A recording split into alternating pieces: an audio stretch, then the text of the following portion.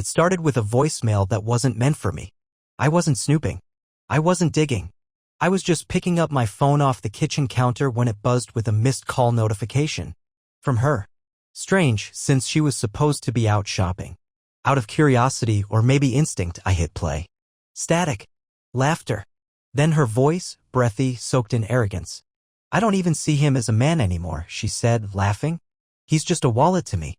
Honestly, I don't even have to pretend much these days. It's hilarious. I didn't move. Didn't breathe. For a second, I thought maybe it was a joke. Maybe she was quoting some stupid meme to a friend. But deep down, somewhere in a place I didn't want to touch yet, I knew. The voicemail cut off. I stared at the dark screen of my phone, feeling like I'd been shoved off a cliff. Something inside me shifted right then, not a loud explosion, not a roar. A clean, mechanical click. Like a door locking from the inside. I decided not to call her. Not to yell.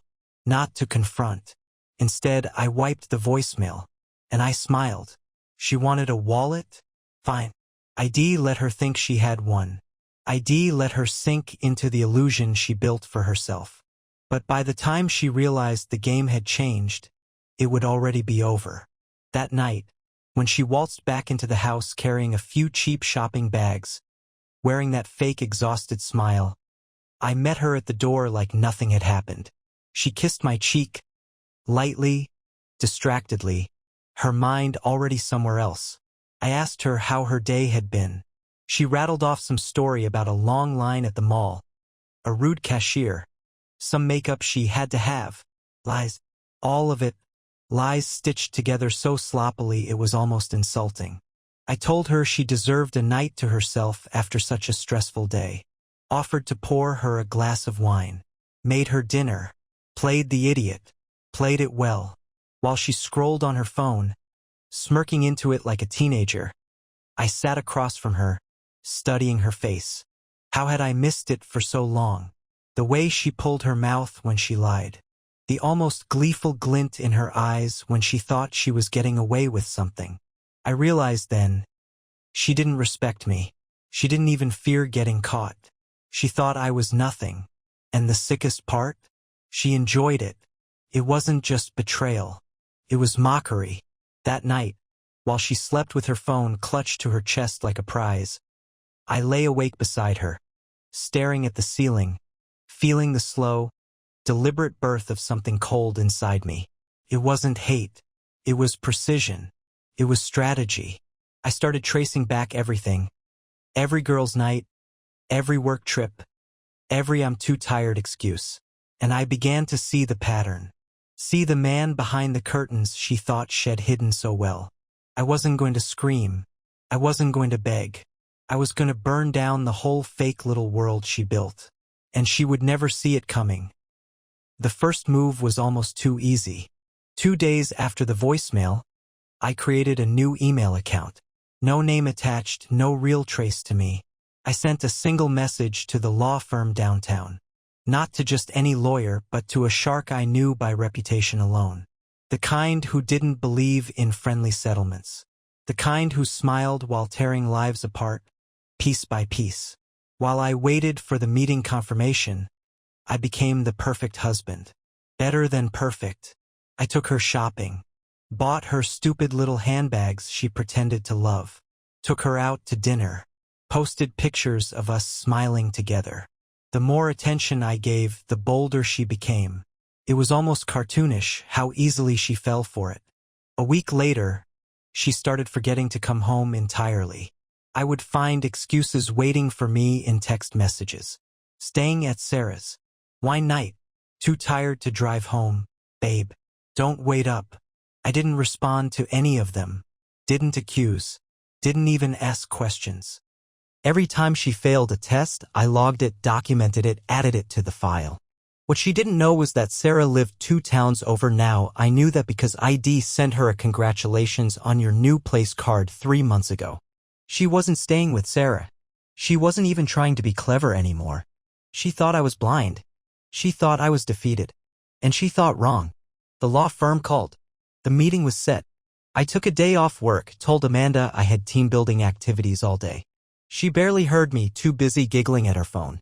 I sat across from Mr. Green, a man with gray hair, expensive cufflinks, and a grin like a razor blade, and laid everything out. The voicemail, the disappearing acts, the spending. I showed him screenshots, receipts, dates. I told him I wanted it done silently, quickly, surgically. He asked me if I wanted to try marriage counseling first. I laughed, a cold sound even I didn't recognize. She doesn't want a husband, I said. She wants a bank account that doesn't talk back. He smiled like a man handed a bloody steak. We'll make sure she doesn't take a penny more than she's owed, he said. Which looks like very little.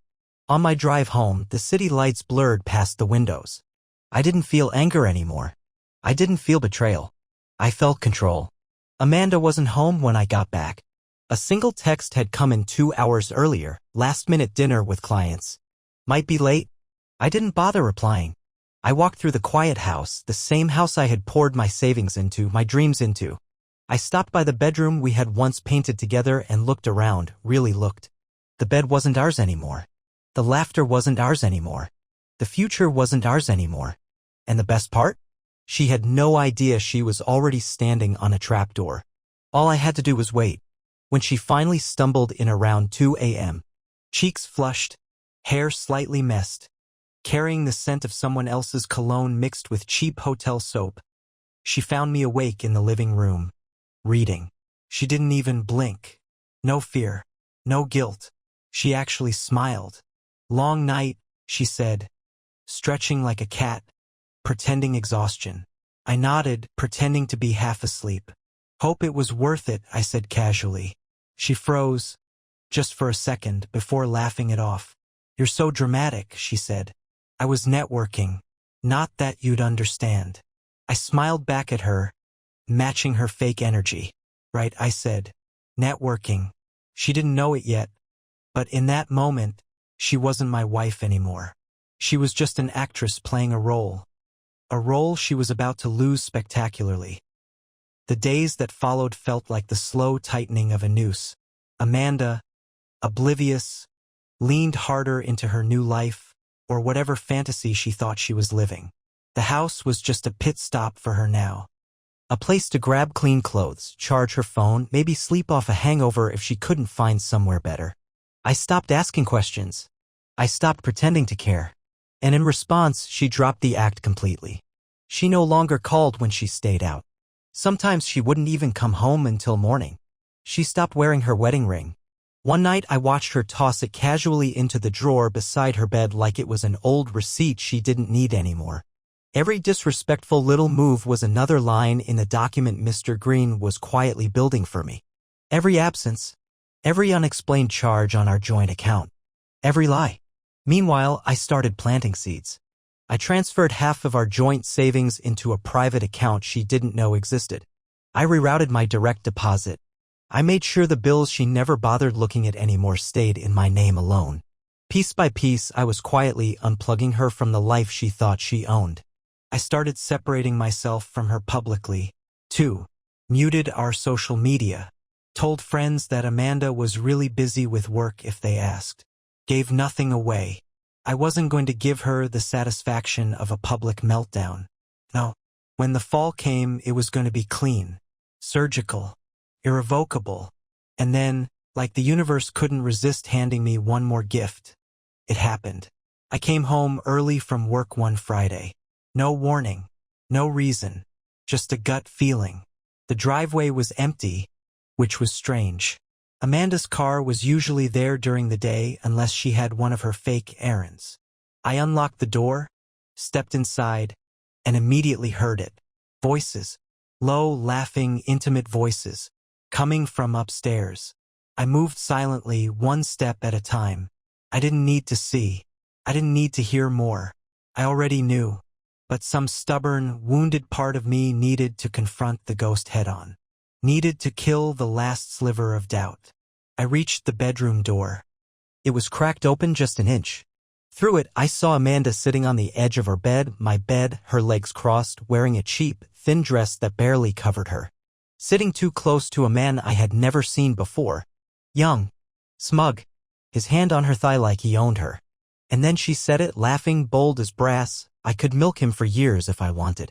But honestly, I'm getting bored. He's just there. The man laughed with her like it was the funniest thing he'd ever heard. I stood there, my hand on the doorframe, feeling a strange calmness settle over me. No rage. No heartbreak. Nothing but clarity. Amanda hadn't just betrayed me. She had erased me. Reduced me to a background character in the drama she wrote for herself. She thought she had one. Without making a sound, I turned away, walked back down the stairs, and left the house. Left them there, tangled in their petty little victory. I drove straight to Mr. Green's office. When he saw me, he didn't ask questions. Just slid a thick folder across the desk toward me. Inside it was everything we needed. Surveillance photos, bank statements, messages, logs, proof so overwhelming no judge in the state would rule in her favor. At the bottom of the stack was the divorce petition, clean, brutal, final. All it needed was my signature. I took the pen he offered, signed my name in a slow, deliberate hand, and slid it back to him. Mr. Green looked at me over the papers and asked, "How do you want her served?" I thought about it for a long moment. Thought about all the ways she had humiliated me, belittled me, laughed at me. And then I smiled, a real smile, one she would never see coming. "At home," I said.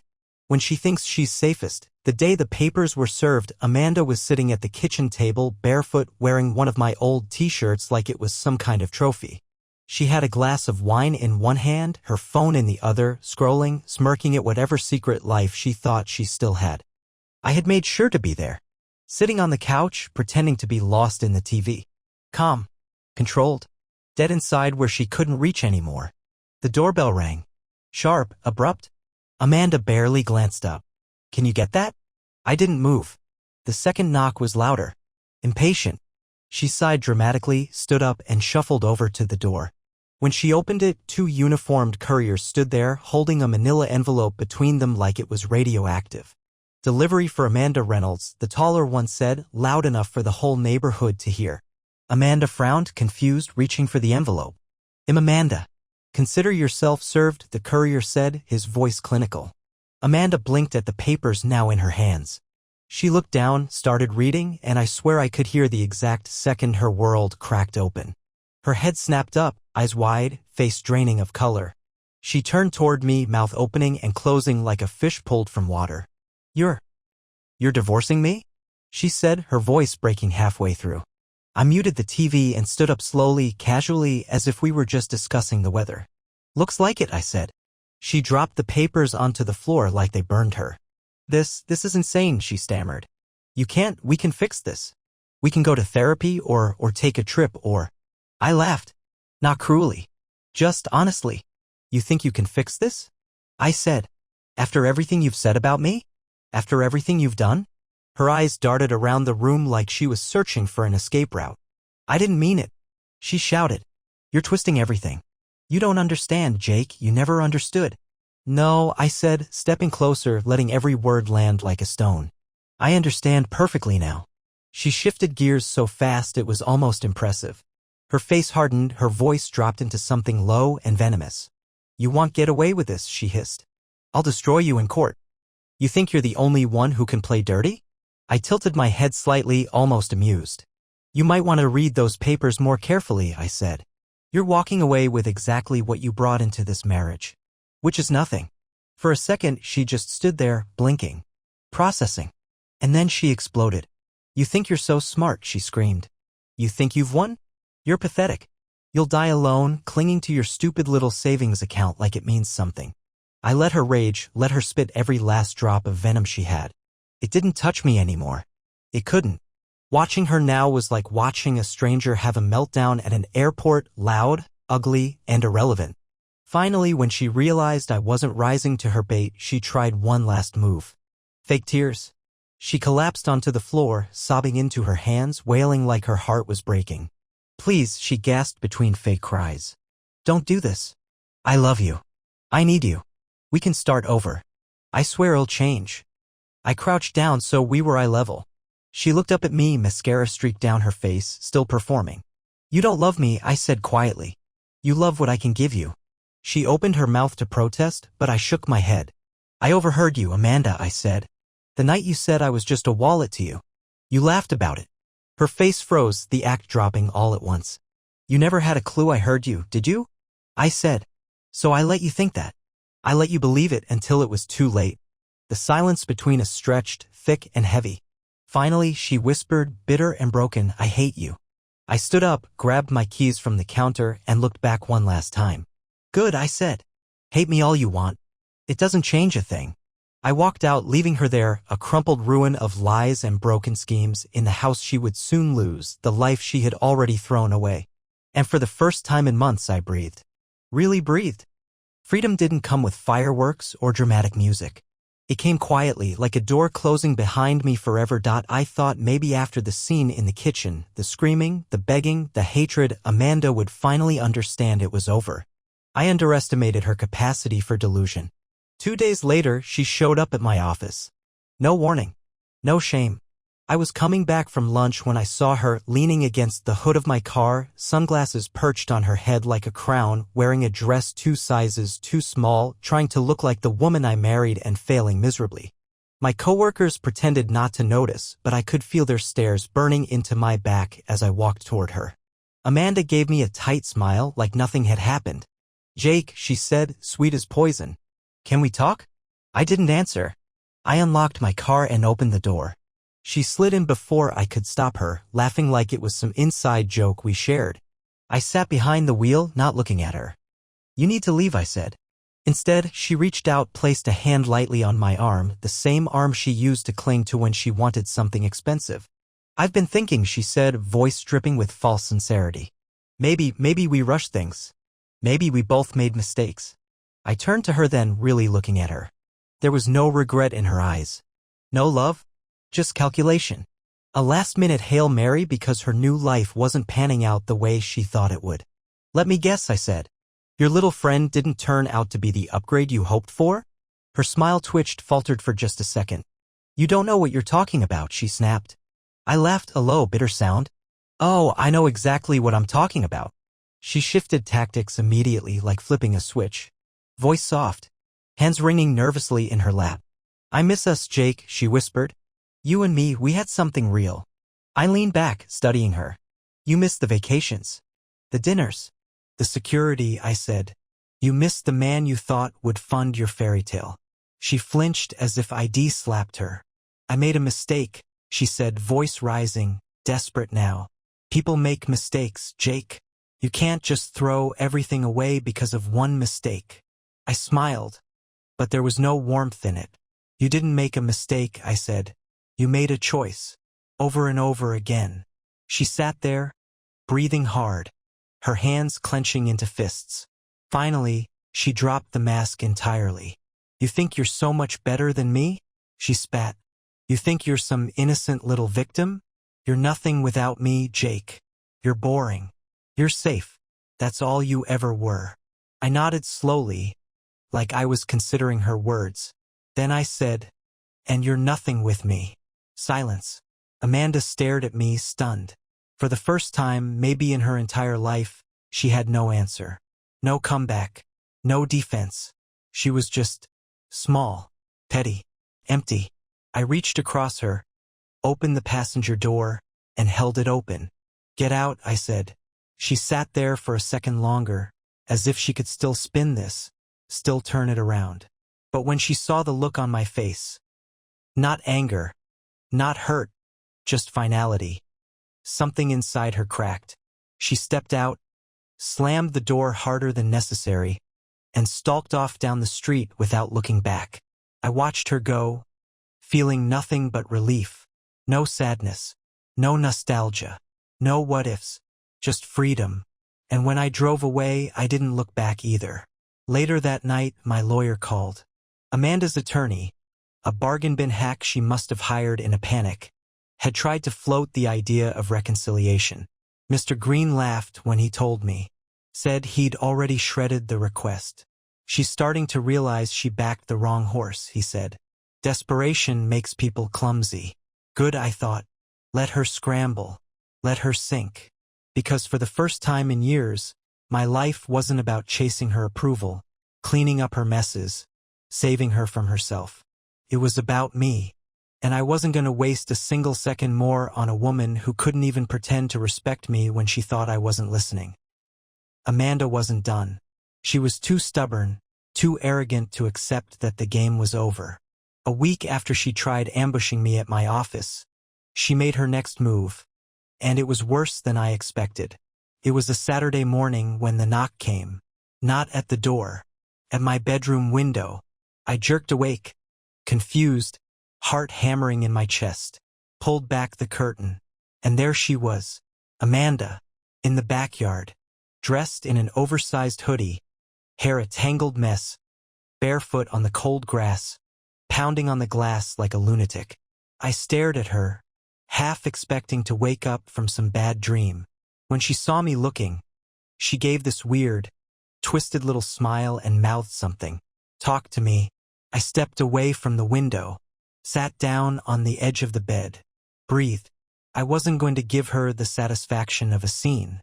Not in my house. Not on my terms. The pounding grew louder, faster. I heard her shout, "Jake, let me in. You owe me that much." "Owe her." The words hit me like a slap. I owed her? I called the police. Calmly, factually, told them there was a trespasser refusing to leave my property. When the cruiser pulled into the driveway, Amanda finally realized I wasn't bluffing. I watched from the upstairs window as 2 officers approached her. Watched her smile, that fake sweet smile, trying to charm her way out of it. It didn't work. Within minutes, they were walking her off the property. Not cuffed, but humiliated. She shot one last look at the house before disappearing into the back seat of the cruiser. It wasn't anger. It wasn't hatred. It was fear. For the first time, Amanda realized she had no control anymore. Later that afternoon, my lawyer called again. He was almost giddy. "She tried to claim emotional abuse," he said. "Filed a complaint this morning. Wants to slow the divorce proceedings." I didn't even react. He continued, voice dripping with amusement. "But she forgot something important. See, Jake, you documented everything. You stayed calm. You made no threats. You've been clean and quiet the whole time. We have timestamps, messages, witnesses, and now video footage of her trespassing and causing a scene." I leaned back in my chair, staring at the ceiling. She had tried to burn me down and ended up lighting herself on fire instead. "Can we push the final hearing up?" I asked. Green laughed. "Already in motion. Give it 2 weeks and you'll be free." 2 weeks. After years of lies, manipulation, betrayal, 2 weeks was all that stood between me and the rest of my life. I spent those days quietly dismantling the last pieces of Amanda's influence over my world. I closed the joint credit cards she used like toys. Changed all my passwords. Talked to my boss, explained enough to get the support I needed without airing all the dirty laundry. I cleaned the house. Packed up everything that reminded me of her. Every fake photo. Every little trinket she left lying around to mark her territory. Bagged it all and dropped it at her mother's house with a polite note. "Belongs to Amanda. No longer belongs here." The final straw came 3 days before the hearing. A letter, handwritten, left shoved under my front door. I unfolded it carefully, expecting more manipulation, more lies. But what I found was something else entirely. Desperation. "Jake, I don't know what I'm supposed to do without you. Please don't throw us away. You're the only stable thing in my life. I'll do better. I'll be better. Just tell me what to do. I'm sorry, Amanda." For a long time, I just sat there, staring at her handwriting, thinking about all the promises she had broken, thinking about the night I overheard her say I was just a wallet to her. She wasn't sorry. She was scared. Scared of losing the comfortable life she thought she was entitled to. And it wasn't my job to save her from the consequences she created with her own hands. I folded the letter once neatly and dropped it into the trash without a second thought. The courthouse was colder than I expected. Maybe it was the high ceilings. Maybe it was the silence that hung in the air like fog. Maybe it was just me, stripped clean of any illusions, standing there for the last time as Amanda's husband. I sat at the long oak table, my lawyer calm beside me, sorting through documents like he was arranging a casual lunch order. Across the room, Amanda sat stiffly next to her new lawyer, a nervous-looking man who already looked beaten before we even began. She looked worse than I'd ever seen her. Pale, hollow-eyed, dressed in some expensive black outfit that probably cost more than 3 months of rent. Trying desperately to look composed. Failing. Our eyes met once. She flinched. The judge entered. We stood. We sat. The usual procedures blurred by. When it came time for Amanda's lawyer to argue her side, he fumbled through papers, trying to paint her as some abandoned, desperate woman who deserved spousal maintenance and a fair share of my assets. The judge listened patiently, and then Mr. Green stood up, calm and deadly. He laid everything out: the documented infidelity, the mismanagement of shared finances, the trespassing incident, the harassment attempts, the threats. He even submitted the handwritten letter she shoved under my door, carefully dissected line by line to show it wasn't regret. It was fear of losing comfort. By the time he finished, Amanda's lawyer looked like he wanted the floor to open up and swallow him whole. The judge leaned back, steepling his fingers, studying Amanda like a scientist examining a broken specimen. "Mrs. Reynolds," he said, voice even, "is there anything you wish to say before I make my ruling?" Amanda stood up, and for a moment I almost thought she might try honesty. But no. She launched into a tearful speech about how she lost her way, how she acted out of fear, how she still loved me. I watched her cry, watched her voice crack at all the right moments, watched her dab at dry eyes with a tissue she pulled from nowhere like a stage magician. The judge let her finish, paused, then spoke 5 words that cut sharper than anything I could have said. Actions carry heavier weight than words. The gavel came down like thunder. The divorce was granted. She would walk away with only the personal belongings she brought into the marriage, nothing more. No alimony. No settlement. Nothing. Amanda sat there frozen, as if she hadn't actually believed this moment would come. As if she thought her performance could undo the choices she had made. As if she believed right up until that final second that she could somehow still win. When the judge stood and left, it was like the air went out of the room. Amanda's lawyer gathered his papers without looking at her. "Mr. Green," clapped a hand on my shoulder. "Congratulations," he said quietly. "You're free." I stood up, buttoned my jacket, and took one last look at the woman who had spent so long thinking she was invincible. She wasn't even crying now. She just looked empty, like a gambler who bet everything and lost. I walked past her slowly. No words. No pity. As I reached the door, I heard her voice, small and cracked, barely above a whisper. "Jake, please." I paused, just long enough to make sure she knew I heard her. And then I kept walking. Out the door. Out of the courthouse. Out of the life that had almost destroyed me.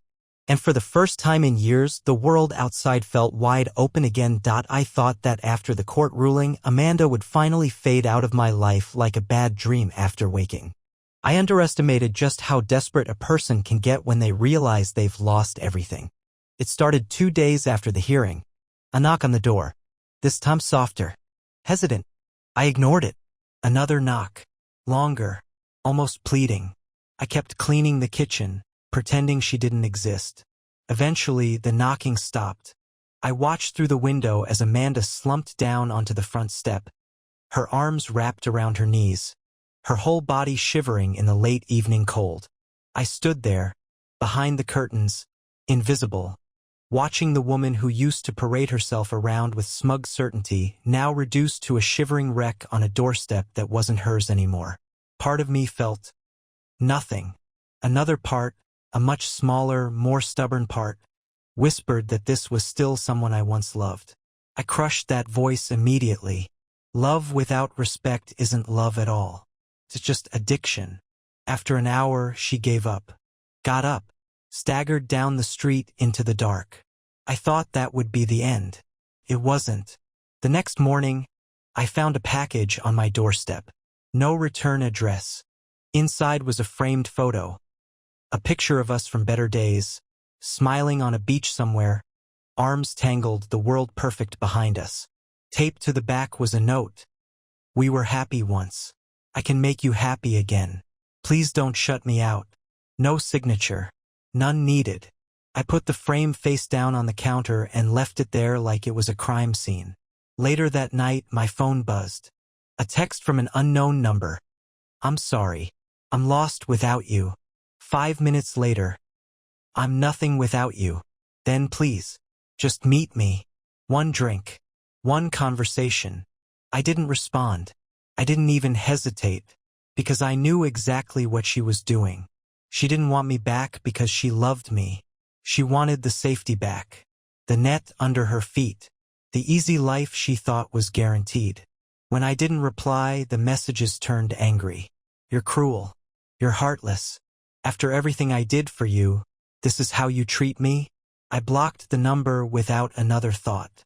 By the end of the week, Amanda had moved on to the final stage of her collapse, public humiliation. She started telling mutual friends that I had abandoned her, that I changed, that I emotionally neglected her for years. Some people, the ones who didn't know the full story, sent me cautious, awkward texts. Hey, just checking in. Heard some stuff. Hope you're okay. I didn't defend myself. Didn't explain. I didn't owe the world my side of the story. The people who mattered already knew. The others could believe whatever lies made them feel better. Amanda was sinking fast, clawing at anything she could on the way down. But I was already gone. Already living in a world where her voice was nothing but distant background noise. One night, maybe a week after the hearing, I stood on the balcony of my new apartment, looking out at the city lights stretching like rivers of fire into the distance. I thought about Amanda, the woman who once filled my world so completely I couldn't imagine breathing without her. Now she was just a shadow, a lesson, a reminder. I wasn't angry anymore. I wasn't sad. I wasn't even relieved. I was free. And that freedom wasn't loud or dramatic. It was simple, solid, quiet. It was the life she never thought I'd be strong enough to take back. That it was inevitable she would try one more time. Amanda had never been the type to leave quietly. Even when there was nothing left to save, she clung to the wreckage like it was still floating. The last time I saw her was by accident. I was walking through the old part of town, picking up coffee, minding my own business, when I heard my name, soft at first, then louder, almost frantic. Jake! I turned instinctively. There she was, standing on the sidewalk like some ghost from a life I barely recognized. She looked thinner now, tired. Her makeup couldn't hide the exhaustion, the fear, the loss. For a long moment we just stared at each other. Two people who had built a house out of lies and called it love. Amanda took a step forward, hands trembling slightly. I've been looking for you, she said, her voice breaking. I didn't answer. I didn't move. She swallowed hard, searching my face for something. Sympathy, regret. Maybe even a crack in the armor she once knew so well. I miss you, she whispered. I miss us. Still, I said nothing. Her voice rose, desperate now. Jake, we were good once. We can be good again. I can be what you need me to be. There it was. Not I'll change because I want to. Not I realized what I lost. No, I can perform whatever you need. I can act if it gets me back in.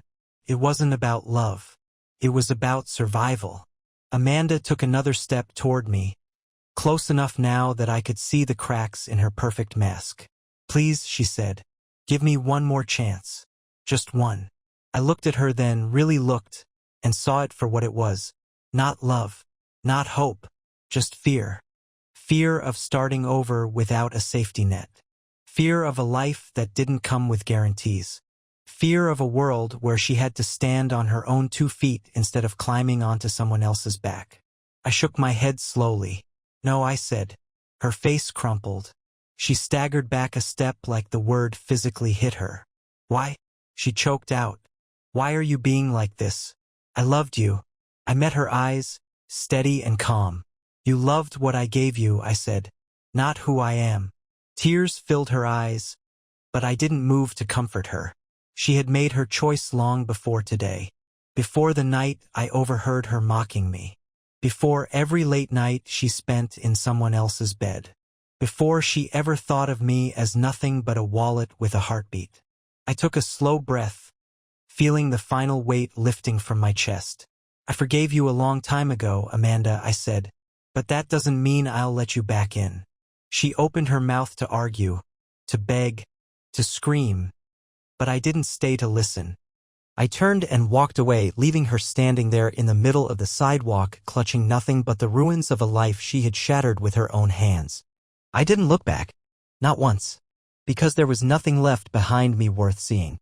Only open road ahead. Only freedom. Only me. The strange thing about true endings is how quiet they are. You imagine it'll be like a movie, fireworks, dramatic music, some earth-shattering epiphany that knocks you off your feet. But real endings aren't loud. They don't come with applause. They arrive like a closing door you don't realize has latched shut until you try to open it again and find it locked forever. In the weeks after that final meeting with Amanda, my life shifted in small, almost unnoticeable ways. I stopped waiting for unexpected knocks. Stopped checking my phone for her name. Stopped carrying the heavy, invisible armor I had worn for so long I forgot what it felt like to live without it. The house I moved into was smaller than the one we shared, but it felt 10 times bigger.